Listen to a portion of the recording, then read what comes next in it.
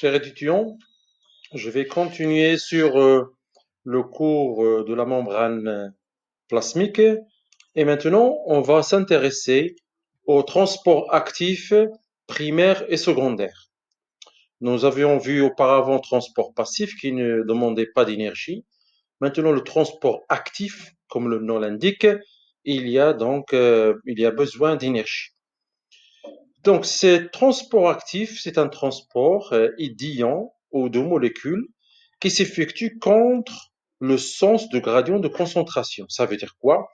Du milieu le moins concentré vers le milieu le plus concentré. Donc, toujours un transport vers un milieu qui est plus concentré, ça demande de l'énergie.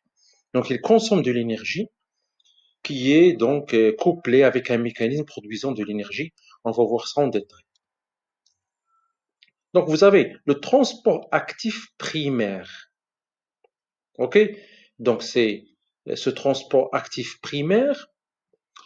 L'énergie, elle est synthétisée par l'ATP. Donc, vous savez que l'ATP, suite à sa dégradation, donne l'ADP plus P plus énergie. Donc, ici, vous voyez ce transport à travers cette protéine. Ça, c'est la membrane. Hein? On voit ici les lipides, les phospholipides. Ça, c'est une protéine. C'est un transport du milieu le moins concentré vers le milieu le plus concentré. Donc, ce transport, c'est contre le sens de gradient de concentration et ça demande donc de l'énergie. Dans ce cas, c'est formé par l'ATP. C'est un transport actif primaire. C'est un seul transport. L'hydrolyse de l'ATP intracellulaire par donc des ATPases et aussi PAMP. Donc, on appelle ces protéines ATPases, hein, que ce sont des enzymes qui consomment l'ATP. On les appelle aussi une pompe. Donc, quand je dis pompe ou bien ATPase, ça veut dire un transport actif primaire dont l'énergie vient de l'hydrolyse de l'ATP. Alors, vous avez dans le deuxième cas un transport actif secondaire. Vous avez deux transports secondaires, deux transports. Donc, d'ions de molécules. Vous avez un transport actif qui est couplé à un transport passif. Donc, vous avez deux transports, actif et passif. Alors, vous avez ici une cellule intestinale. Une cellule intestinale est caractérisée par une absorption de nutriments et donc une cellule qui absorbe énormément. Donc on a des concentrations élevées de molécules. Par exemple ici le saccharose, ici sucrose en anglais, le saccharose, ici en grande quantité, high élevé, et low faible. Donc ce transport de saccharose du milieu extracellulaire moins concentré vers le milieu intracellulaire de la cellule intestinale, plus concentré, c'est un transport actif. Ce transport est couplé avec le transport de H+. H+. Vous savez que la lumière de l'intestin, c'est là où passent les nutriments. La lumière de l'intestin est acide. Cette acidité permet donc l'hydrolyse des nutriments. Donc, il est riche en H+.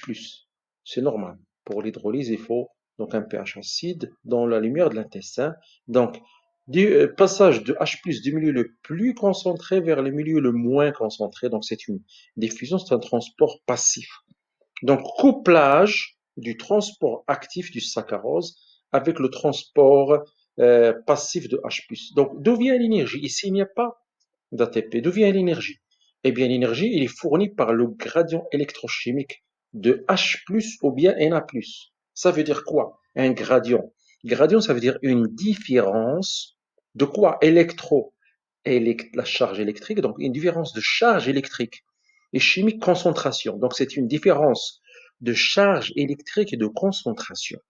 Donc, ce transport de H+ dans ce cas, il permet de ramener en même temps une concentration différente de H+, et en même temps une charge, il y a un transport de charge. Donc ce transport de charge et de concentration permet de donner de l'énergie. De l'énergie pour qui? De l'énergie pour le transport actif du saccharose. Actif, bien sûr, il demande de l'énergie. Alors, puisque H+ entre ici avec une certaine concentration, il doit revenir à l'intestin, à la lumière de l'intestin. Et ce mouvement-là, du milieu moins concentré vers le milieu le plus concentré, hein, parce que ici H+, hein, ça revient, mais c'est toujours la lumière la lumière de l'intestin où il y a une concentration élevée en H+. Donc ce retour-là, c'est un transport actif. Qui le fait? Eh bien, c'est la pompe à protons. À protons, c'est H+. La pompe à protons, la pompe, hein, ou bien la TPase à protons, dont l'énergie fournie par l'ATP. Donc ça, c'est un transport actif primaire. Donc on voit ici un transport actif secondaire qui travaille en parallèle avec un transport actif primaire. Alors, la protéine qui fait ce genre de transport, donc transport actif avec transport passif, si les deux transports se font dans le même sens, on parle de sympore, ion et substrat transportés dans le même sens. Si les deux transports se font dans des sens opposés, on dit antipore. Antipore, ion et substrat transportés en sens opposé. Donc, sympore, même sens. Anti, hein, contraire, dans des sens opposés.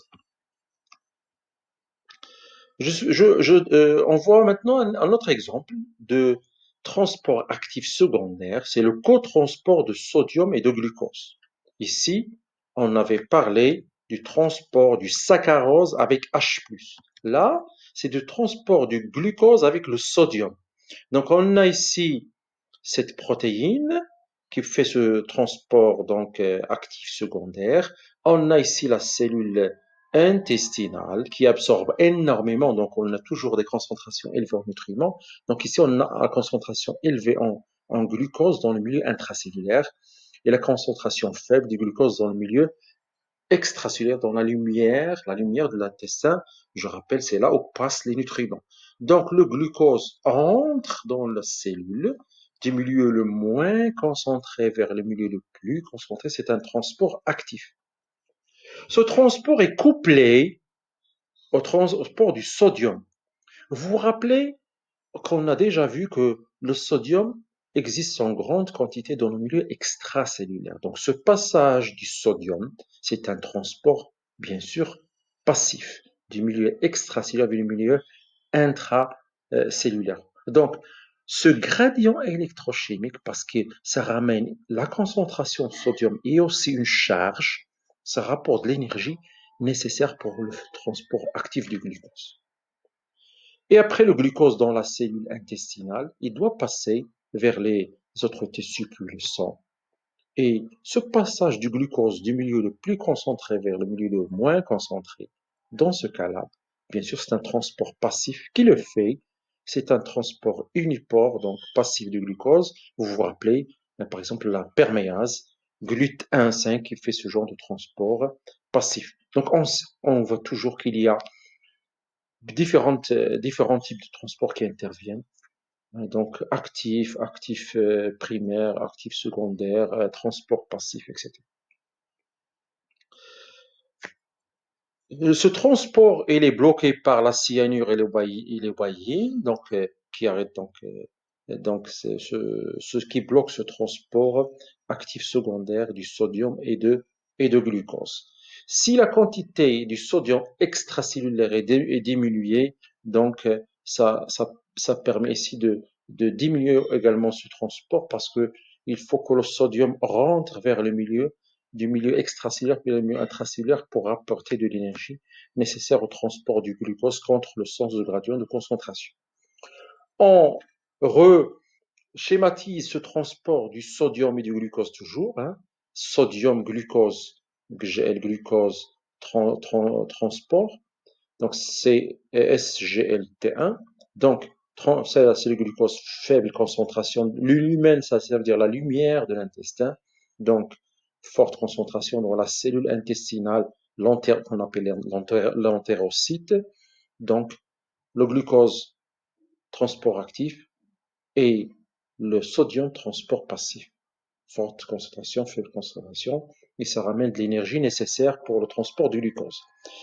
Alors, le glucose qui est là va passer par la suite par le GLUT, la perméase, transport passif unipore, vers le sang. Et le sodium qui rentre ici va ressortir contre le gradient de concentration. Parce que le sodium qui entre, ça ne va pas changer que dans le milieu extracellulaire, il y a toujours une forte concentration par rapport au milieu intracellulaire où il y a une faible concentration. Donc, ce sodium va revenir vers le milieu extracellulaire riche en sodium par un transport actif primaire. Ça veut dire que c'est une ATPase, c'est une pompe sodium-potassium.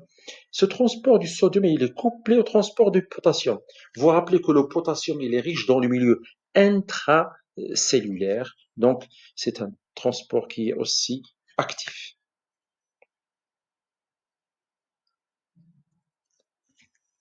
Ça, c'est le transport donc du sodium et potassium, un peu plus détaillé. On vient de parler de ça. Ce sont les ATPases ou bien la pompe à sodium-potassium. ATPase, sodium-potassium. Eh bien, ici, vous avez le milieu extracellulaire, le milieu intracellulaire. Le sodium est riche dans le milieu extracellulaire par rapport au milieu intracellulaire.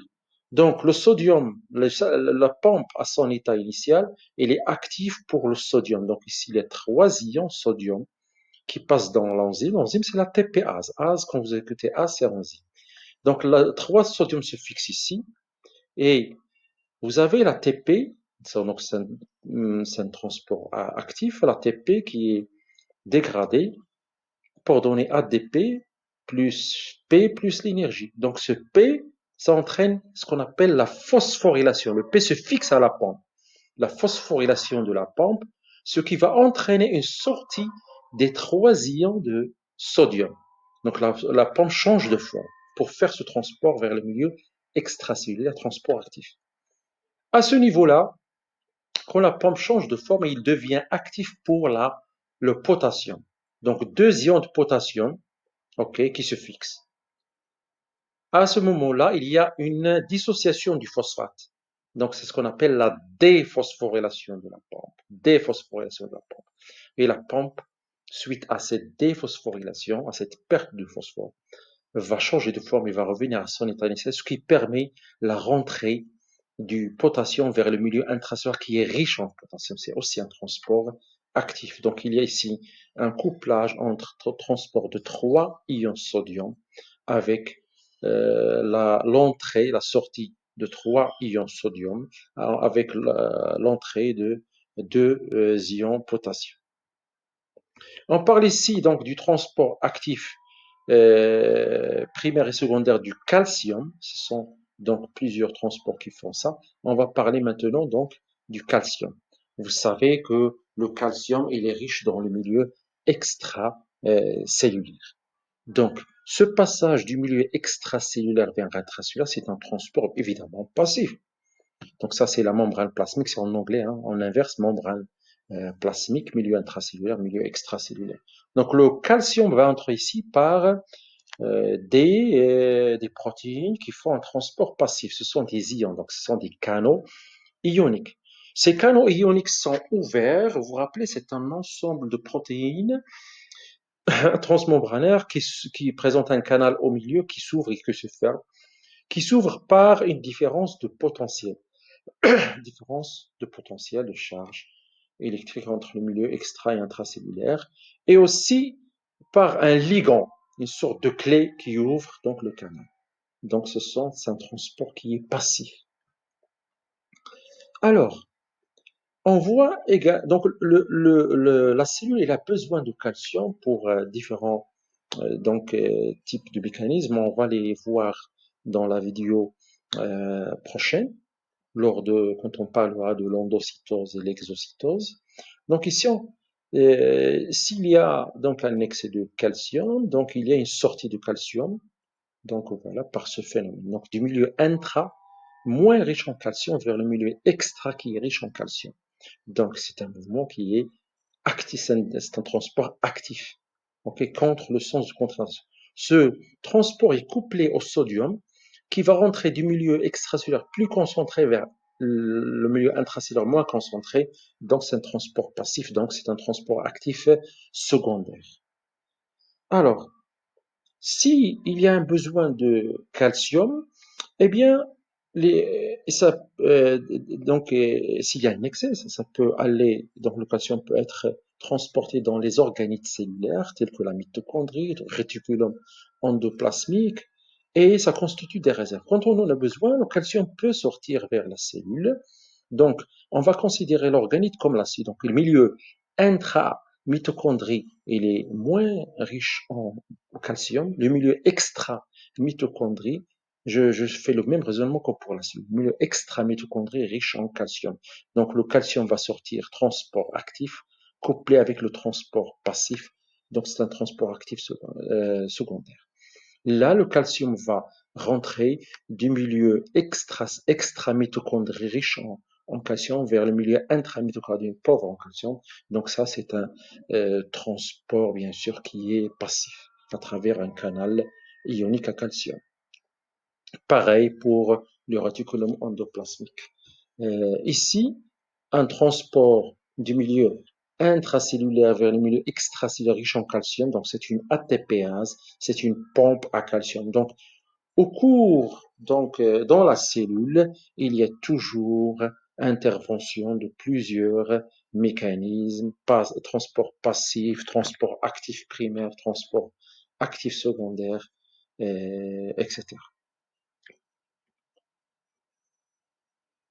Alors là, ici, juste pour vous montrer, vous avez déjà vu le cours de la mitochondrie, juste pour vous montrer que ce gradient à protons, hein, quand il passe à travers donc la TP synthétase, hein, il ramène de l'énergie. Hein, donc il y a un transport de protons, donc concentration, c'est un gradient électrochimique, concentration et aussi charge. Ce transport va permettre de donner de l'énergie pour la formation de l'ATP.